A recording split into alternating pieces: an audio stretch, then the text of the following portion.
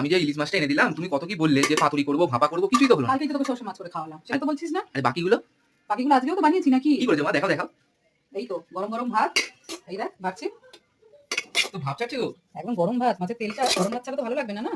ভাতের মধ্যে আমি দিয়ে দিচ্ছি ইলিশ মাছের তেল, লঙ্কা, মাছের ডিমের বড়া, এর মাথা দিয়ে তরকারি। বাঁধাকপি অনেকদিন পর হলো মা।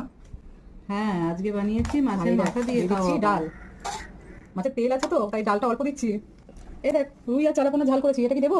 দাও, রুই মাছটা দাও। দিয়ে দিচ্ছি একটা। হ্যাঁ দাও। আমি ভাবলাম এটা খাবো না বলবি, তা নয় এটাও খাবি। তাহলে তুলে নাও। না তুলতে হবে না, নে খেয়ে নে। এনে টাটানটানা, এটা কি দেখ? এটা মোটা চপ।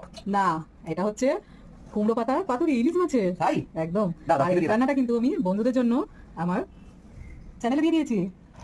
নে ভাতটা দি মা। আগে এটা খেয়ে নি। কিরম হয়েছে খেয়ে দেখ একটু। দেখে তো ভালোই লাগছে মা। আর হ্যাঁ, এই পাতাটা কিন্তু খাওয়া যাবে ভাত দিয়ে খেয়ে। না, এই লাগে খেয়ে দেখ।